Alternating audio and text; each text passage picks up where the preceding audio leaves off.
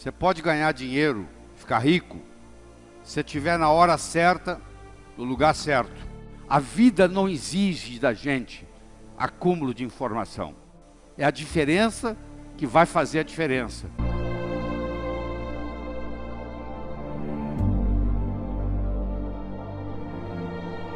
Nós podemos ter um conhecimento do pescoço para cima. É um conhecimento abstrato que não leva a nada. E nós podemos ter um conhecimento que leva à competência de ação, que é isso que a vida exige da gente. Competência de ação. Olha o que o Alvin Toffler dizia já mais ou menos há uns 20 anos atrás. Os analfabetos do século XXI não serão aqueles que não sabem ler e nem escrever, mas aqueles que não sabem aprender, desaprender e reaprender. Isso é um problema muito sério na área do conhecimento.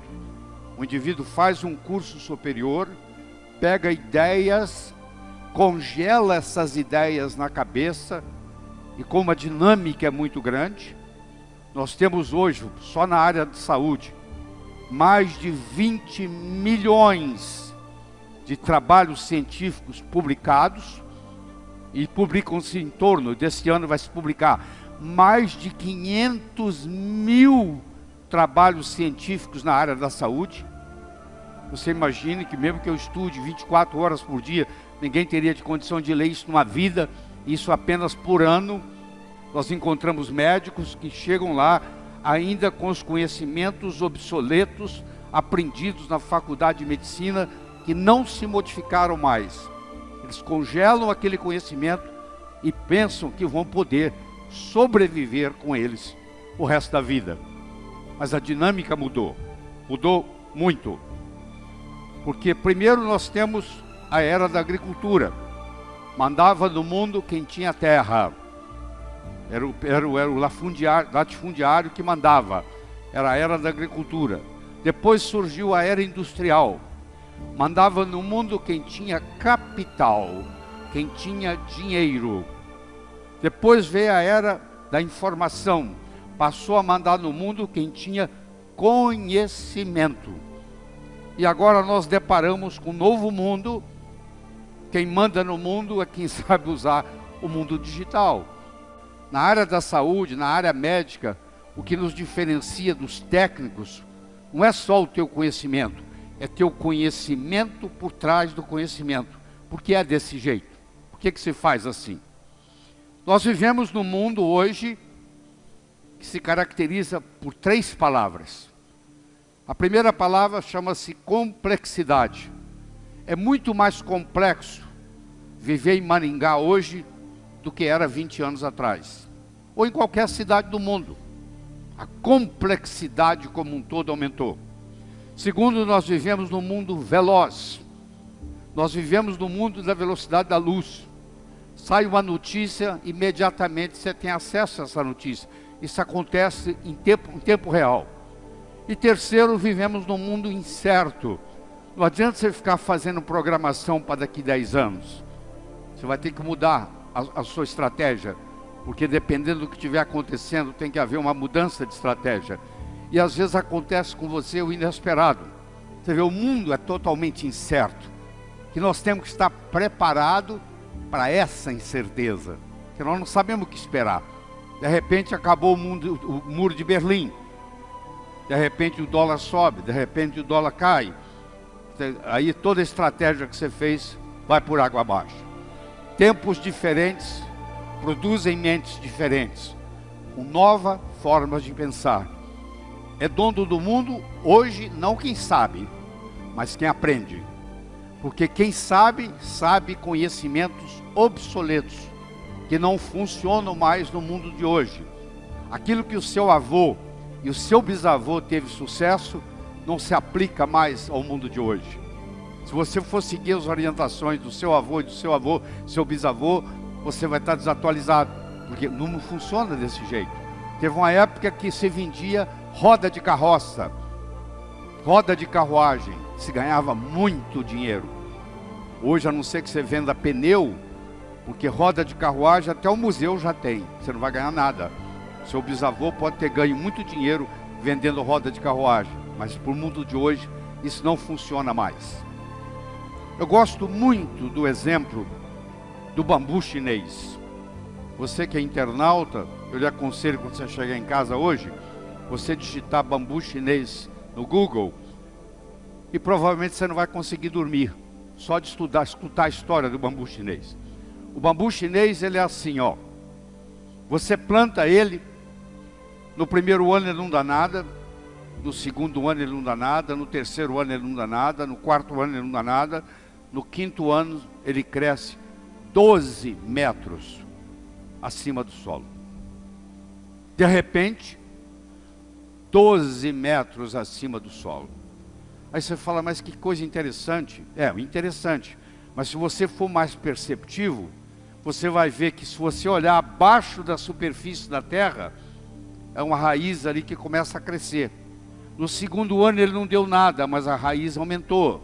No terceiro ano ele não deu nada, mas a raiz aumentou. No quarto ano não deu nada, mas a raiz aumentou. E no quinto ano existe uma raiz forte e grande o suficiente para manter 12 metros acima do solo. Isso é uma coisa que nós temos que ensinar para os nossos jovens, que o que distingue o profissional do amador é persistência e paciência. O amanhecer só vem depois da noite toda ter passado. Roma não foi construída em um dia.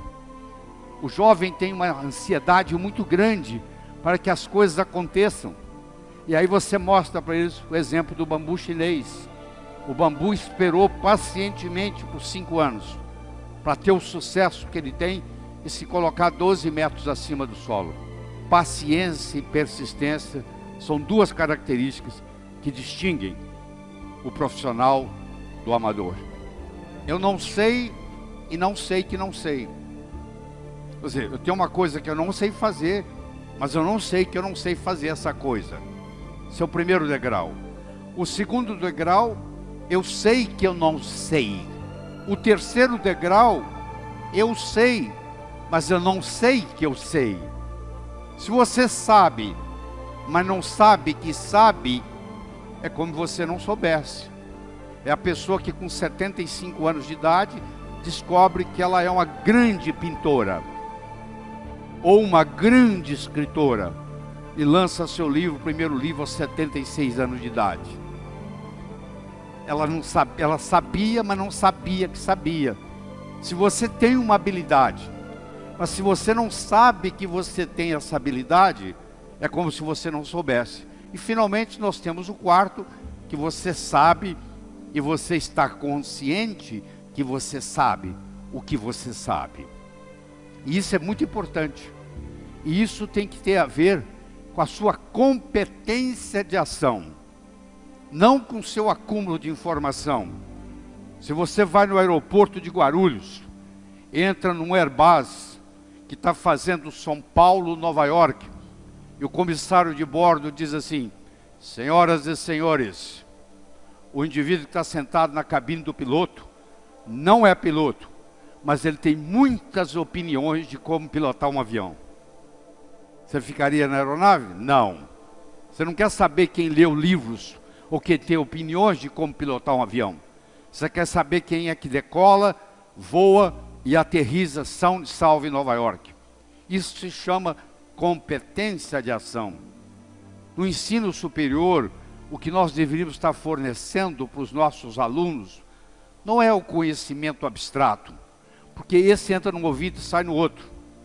Você que já se formou há mais de 10 anos, se eu trouxer você de volta para a sua faculdade e der para você a mesma última prova que você fez quando graduando, eu te garanto que você não tira metade da nota que você tirou naquela época.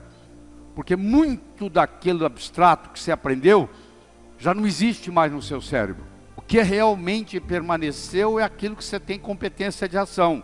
Se você aprendeu a nadar e tem 20 anos que você não nada, eu te colocar numa piscina aqui, você vai nadar. Se você aprendeu a andar de bicicleta há 30 anos atrás e você não anda de bicicleta há mais de 20 anos, eu vou lhe trazer uma bicicleta e em poucos minutos você vai estar andando, porque aquilo ficou com você para o resto da vida. aquilo se traduz em competência de ação. A vida não exige da gente acúmulo de informação. A vida exige da gente competência de ação. Esse é que é o verdadeiro conhecimento que tem que ser passado. Essa metáfora me acompanha há mais de 30, 35 anos. É um indivíduo atravessando um cabo de aço de um prédio para o outro. Você há de convir que 3 coisas são necessárias. Ele precisa querer, se ele não quiser, ele não anda. Ele precisa de saber, se não souber, ele cai. E precisa haver cabo de aço. O querer é a motivação. O saber é a estratégia. E o cabo de aço, propriamente dito, é a oportunidade. Eu posso querer ganhar dinheiro, eu posso saber ganhar dinheiro, mas eu nunca tive a oportunidade para mostrar isso. Não vai acontecer. Então as coisas acontecem na vida quando nós combinamos a motivação com a estratégia, com a oportunidade. E a oportunidade na nossa vida, ela aparece de 2 formas. Ou você corre atrás dela, ou ela vem fantasiada de problema e chega até você. Então, se você gosta de resolver problema, por trás de cada problema existe uma oportunidade. Em 1975, eu era dono de um hospital em Teófilo Otoni, em Minas Gerais. Era uma sexta-feira, o telefone tocou de um hotel, e eles me disseram que lá tinha um hóspede que não falava português direito, que estava com dor no peito e suando frio. Se eu podia ir lá como cardiologista. Eu disse que eu estava saindo para um final de semana longo, que chamasse outro. E ele disse, ó, eu já chamei 2 médicos e eles falaram a mesma coisa. Eu falei, tá bom, estou indo. Cheguei lá, eu encontrei um sujeito polonês, que falava praticamente nada de português. E na época eu falava muito pouco de inglês. Eu levei ele para o hospital, fiz um eletrocardiograma, ele estava infartando. Levei ele para o hospital, no caminho para o hospital, ele me pergunta assim, você conhece meu filho? Eu falei, quem é seu filho? O meu filho é o chefe de cardiologia de Harvard. O nome dele é Peter Marocco. Eu falei, eu não conheço o seu filho pessoalmente, mas eu conheço os livros dele, os trabalhos, e eu estudo pelos trabalhos do seu filho. 48 horas depois, o filho dele saiu de Boston, Massachusetts, e veio para Teófilo Otoni ajudar a cuidar do pai. E por incrível que pareça, ele era casado com uma brasileira, de Americana, São Paulo, e falava português. E nós fizemos amizade, e eu vou encurtar a história, e eu terminei em Harvard. Não pelo mérito, mas pela oportunidade que a vida me deu. Naquele dia, quando eu fui chamado, ninguém falou para mim que eu ia atender o filho, o pai, do chefe de cardiologia de Harvard, que depois ele viria ao Brasil, e que eu acabaria sendo convidado para ir para lá. Não, eu fiquei sabendo que eu ia atender alguém e que eu não poderia, naquele final de semana, ir para Alcobaça, na Bahia, que eu estava programado. Olha que interessante, a oportunidade, ela vem fantasiada de problemas. Por trás do problema, existe a oportunidade esperando. Isso tem que ser ensinado para os jovens, a aprender a gostar de problemas. Porque os problemas são os nossos melhores amigos. E você nunca terá uma segunda chance de causar uma primeira boa impressão. Então você, nos primeiros 3, 4 minutos que você conhece alguém, vai fazer uma diferença muito grande para você, o modo como você se comporta. Porque nós temos 2 tipos de poder. Nós temos o poder posicional, que é o poder da posição que nós ocupamos. Você é general do exército. Todo mundo presta continência para você. É domingo de manhã, você dá de bermuda, camiseta, chinelo. Você vai até a banca de jornal comprar um jornal. Ninguém sabe quem você é. A única coisa que vai se manifestar é o seu poder pessoal, que é um poder linguístico. A posição você pode perder. Você deixou de ser o CEO de uma empresa, você deixou de ser o diretor de uma escola, você deixou de ser um general do exército. Agora, o poder pessoal, você deixou de ser o capitão o comandante do avião. Isso são poderes posicionais. São todos passageiros. Todos eles passam. Agora, quando você ensina a pessoa a ter um poder pessoal, No momento que essa pessoa abre a boca, esse poder se manifesta. A vida tem sempre o direito de nos surpreender, com coisas boas ou com coisas ruins. Nós temos que estar aberto para essa perspectiva, porque tudo o que acontece de importante na sua vida aparece num ângulo de 90 graus. Se eu perguntasse para você quais foram as 3 melhores coisas que aconteceram na sua vida até hoje, eu lhe garanto que pelo menos 2 das 3 não foram programadas. Você não levantou, acordou um dia e diz: hoje eu vou conhecer alguém, que eu vou começar a namorar, que eu vou me apaixonar, que eu vou me casar. Não foi assim. Você foi em algum lugar, você conheceu alguém, você namorou, se apaixonou, casou. A empresa que você trabalha hoje, você não acordou um dia e disse assim: hoje eu vou responder um anúncio do jornal, vou mandar o meu currículo, vou para uma entrevista de trabalho e eles vão me selecionar. Não. De algum jeito você foi para uma entrevista e você foi selecionado. Olha que interessante. A vida nos surpreende. Você tem que estar aberto para essa perspectiva. Porque as coisas importantes na vida acontecem num ângulo de 90. A importância da meta per se não é atingi-la. A meta nos ajuda a nos colocar em movimento, e nesse processo de movimento, num ângulo de 90 graus, coisas muito mais importantes vão ocorrer. Você vai até o supermercado comprar 1 quilo de açúcar, enquanto você está na fila esperando para pagar o açúcar, você começa a conversar com alguém, alguém te dá uma ideia e você fatura $1 milhão. Você foi para comprar 1 quilo de açúcar e você saiu com a ideia de $1 milhão. Mas para isso acontecer, nós temos que ter a mente aberta, que a nossa mente é igual paraquedas, só funciona aberto. Se o seu paraquedas não abrir, você vai morrer. A mente, para funcionar, a condição sine qua non é que ela tenha uma mente aberta.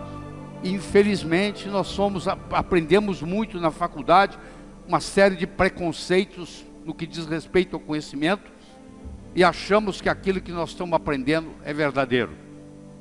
Eu digo sempre que na faculdade de medicina, que eu conheço muito bem, nem tudo que é verdadeiro é ensinado, e nem tudo que é ensinado é verdadeiro.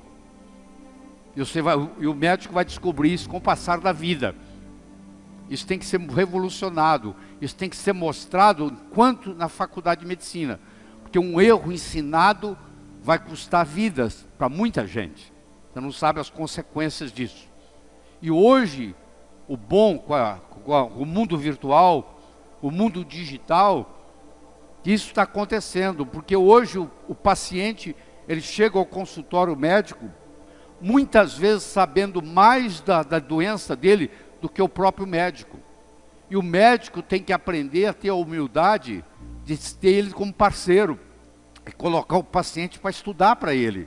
Já que o médico não tem tempo, porque ele trabalha 14 horas por dia, e já que tem 500 mil publicações por ano, 500 mil de publicações na área da saúde por ano, quem é que vai fazer esse trabalho?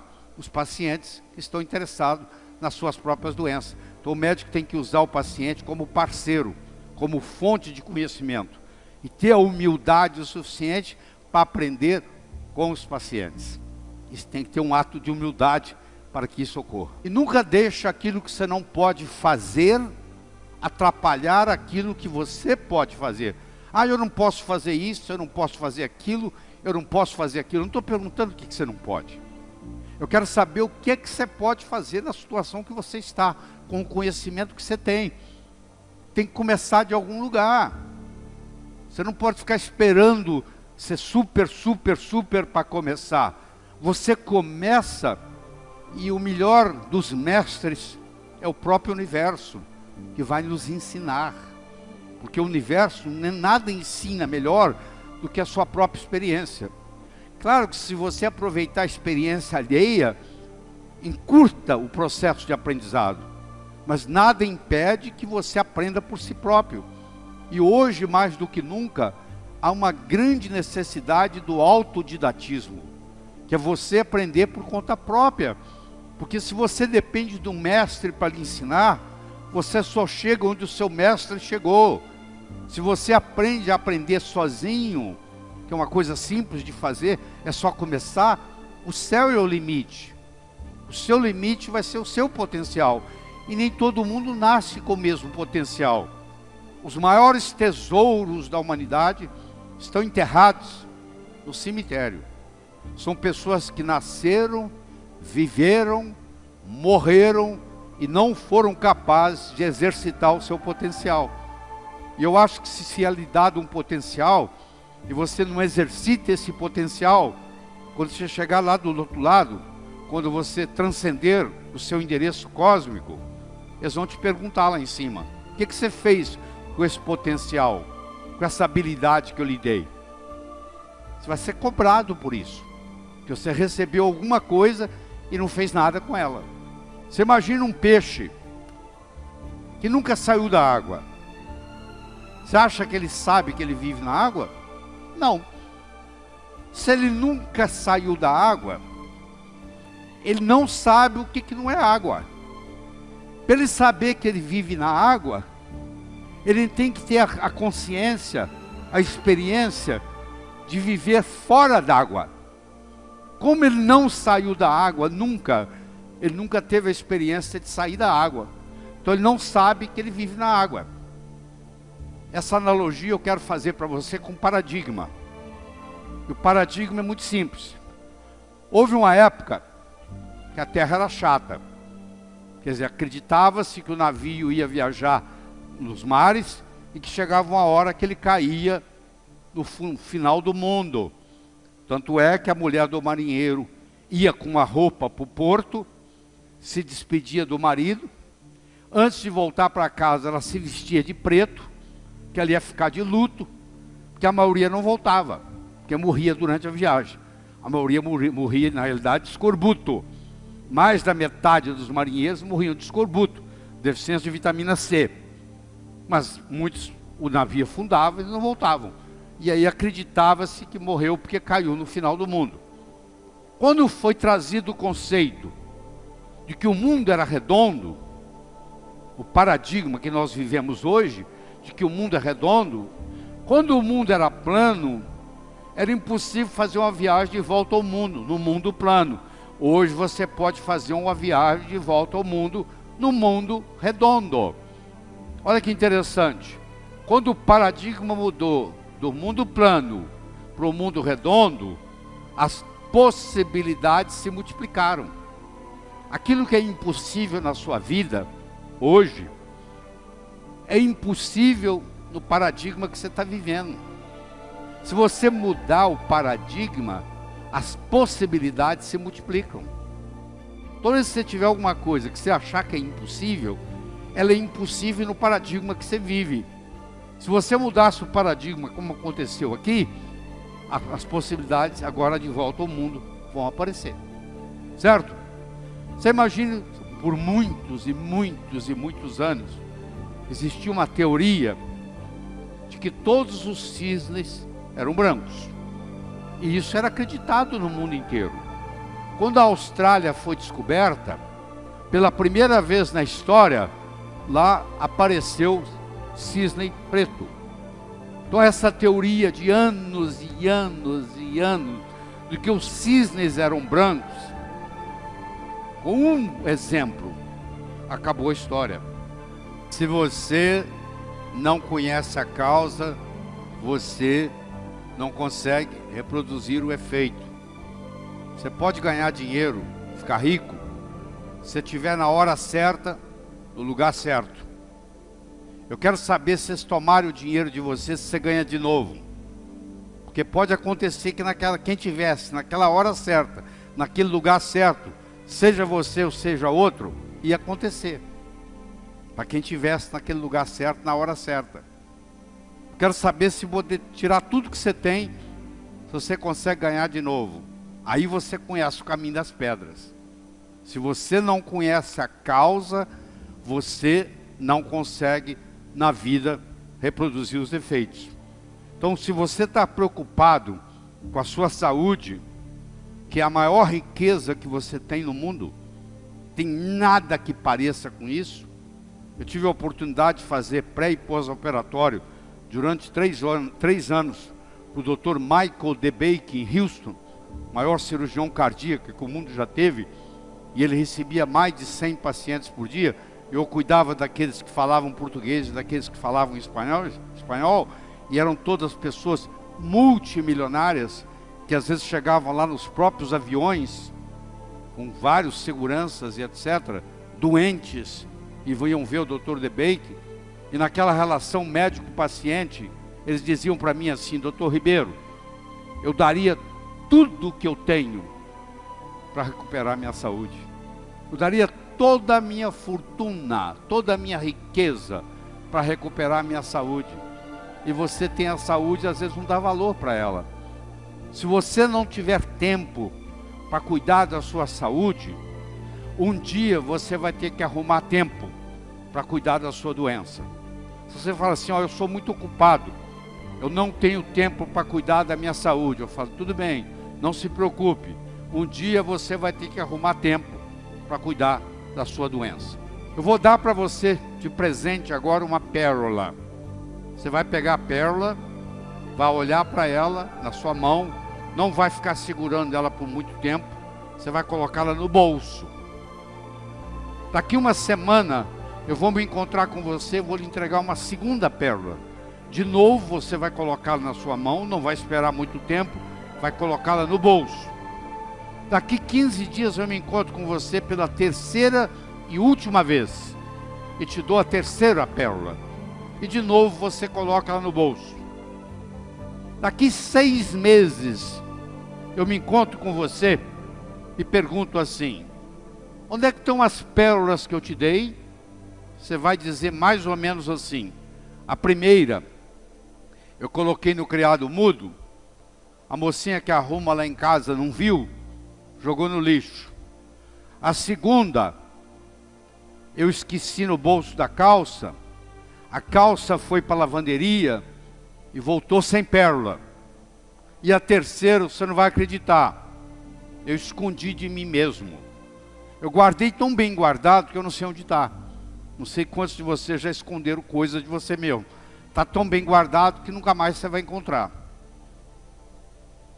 Então você imagina o seguinte: se ao invés de eu lhe dar essas pérolas, que você perdeu as 3, eu lhe desse de presente um fio de nylon, e orientasse você para colocar as pérolas no fio de nylon, e fizesse um colar, e eu me encontrasse com você daqui 6 meses, e perguntasse para você assim: onde é que estão aquelas pérolas que eu lhe dei? Você ia dizer assim: ó, elas estão aqui, ó, eu fiz delas um colar. Meus amigos, as pérolas são ideias. O cemitério está cheio de quem teve boas ideias, ou não as implementou, ou pior ainda, implementou e quebrou a cara. Você não sabe que com uma boa ideia pode estragar uma pessoa, uma boa ideia pode estragar uma empresa, uma boa ideia pode estragar uma família. No frigir dos ovos, o que interessa não são as pérolas, e sim o fio de nylon que segura elas.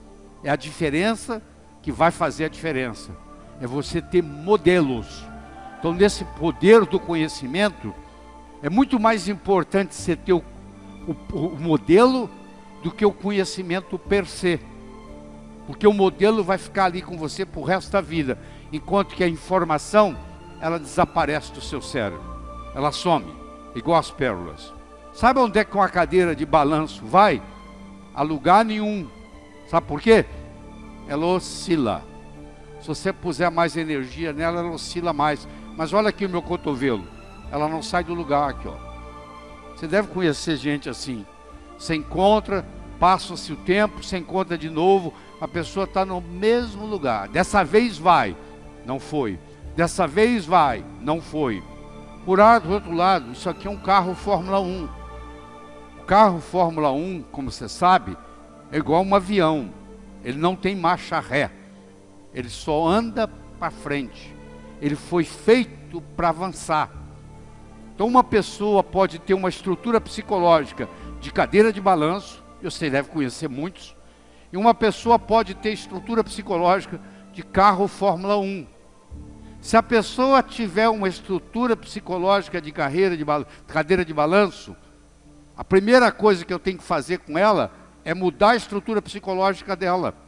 Porque o conhecimento advindo de fora não vai resolver o problema.